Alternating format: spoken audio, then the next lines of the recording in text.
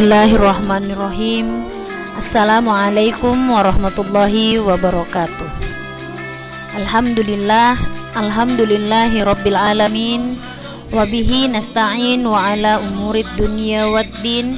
Wassalatu wassalamu ala ashrafil anbiya'i wal mursalin, Sayyidina wa maulana Muhammadin wa ala alihi wa ashabihi ajma'in, amma ba'du. Baik anak-anakku semua, gimana kabarnya? Mudah-mudahan kita semua selalu dalam lindungan Allah Subhanahu wa ta'ala, dalam keadaan sehat walafiat. Amin ya rabbal alamin. Pada kesempatan ini kita akan bersama-sama belajar tentang beberapa hal mengenai puasa.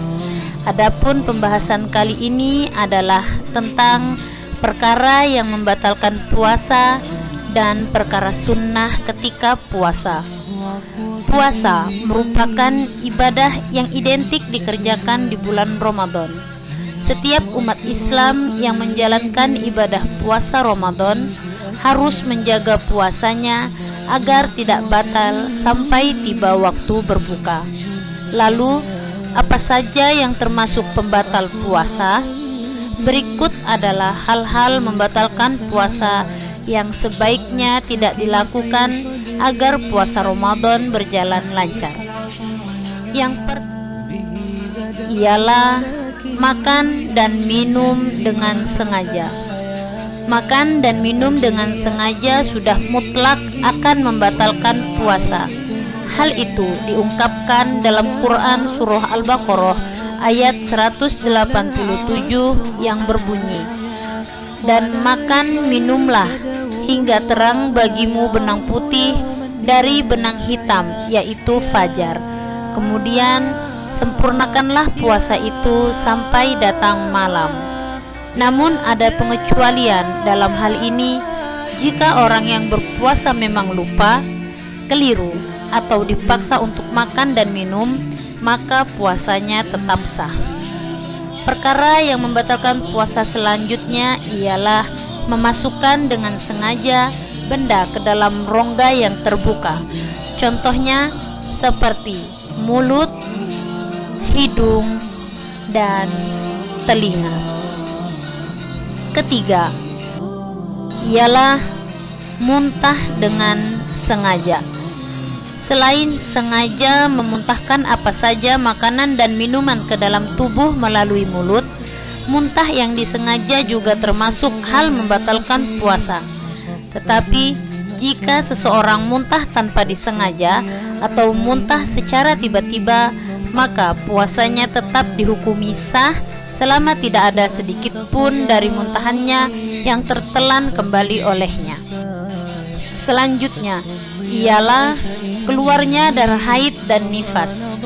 Haid adalah darah yang keluar dari rahim seorang wanita pada waktu-waktu tertentu yang bukan karena disebabkan oleh suatu penyakit atau karena adanya proses persalinan. Sedangkan nifas adalah darah yang keluar dari rahim wanita setelah wanita tersebut melahirkan.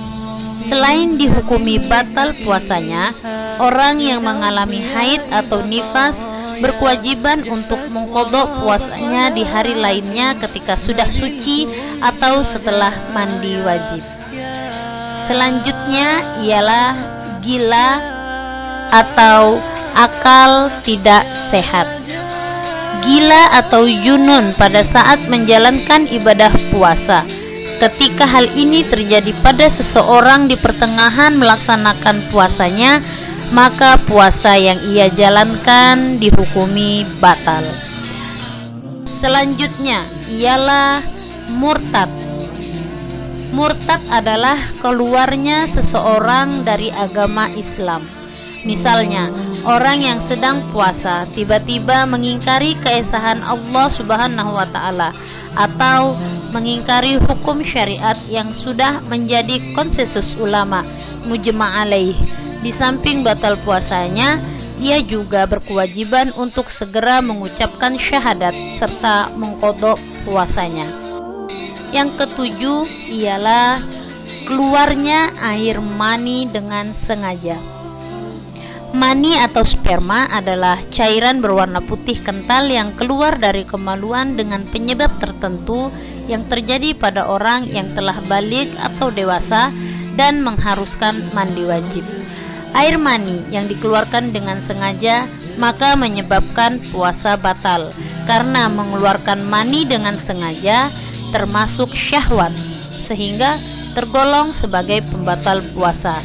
Jika sudah batal, maka wajib hukumnya mengganti atau qodok puasa Ramadan di hari lain dengan syarat sudah bersuci dengan mandi wajib.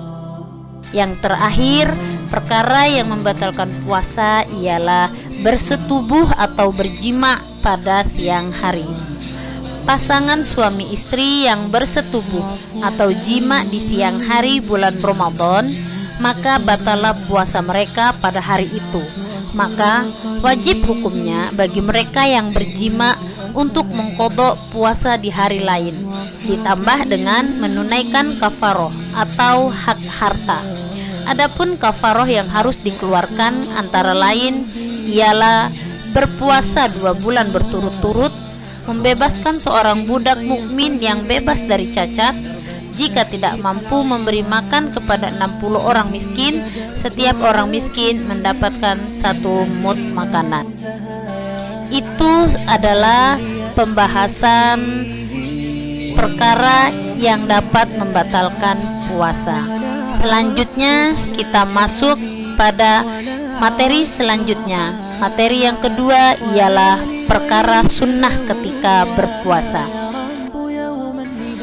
Adapun perkara sunnah ketika berpuasa, yang pertama ialah menyegerakan untuk berbuka puasa. Menyegerakan berbuka sebelum sholat maghrib, namun itu tentu dilakukan setelah yakin masuk waktu maghrib.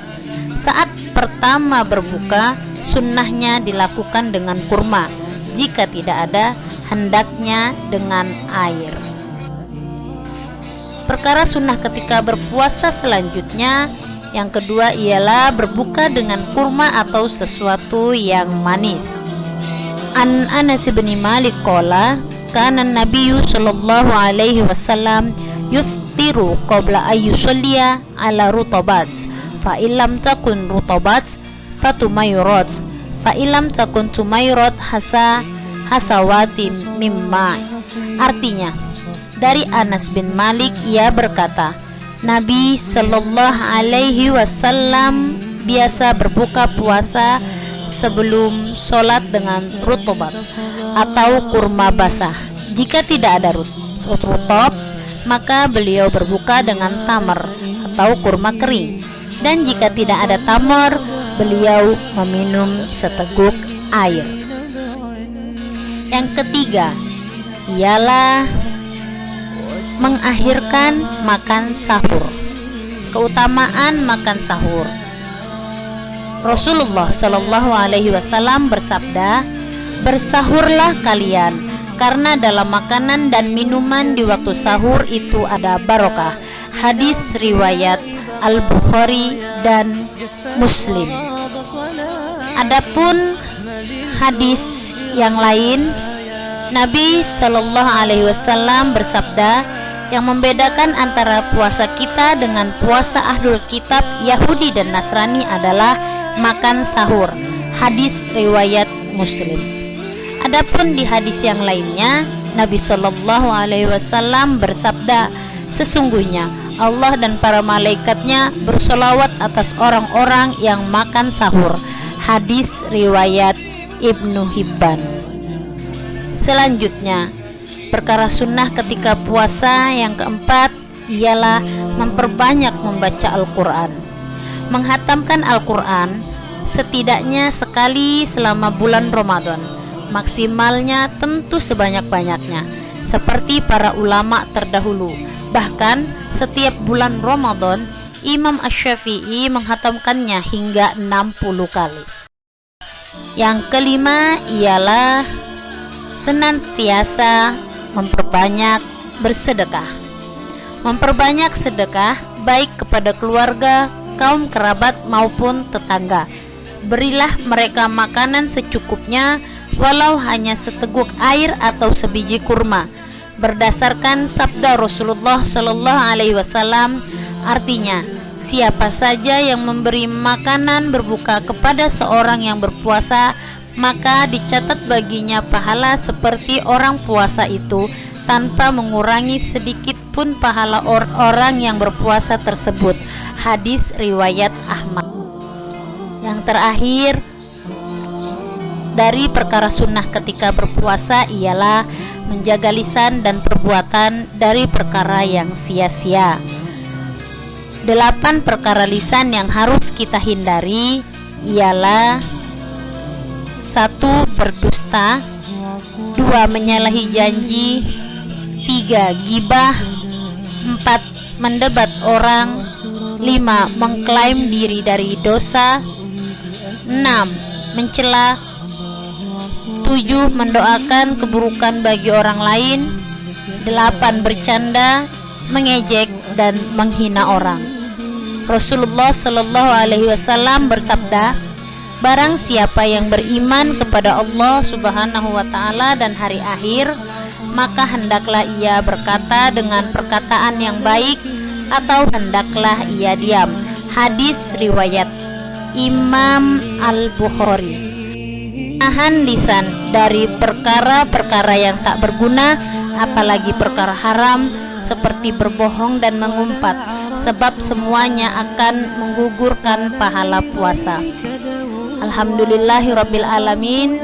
Berikut penjelasan Ustazah mengenai beberapa hal tentang puasa.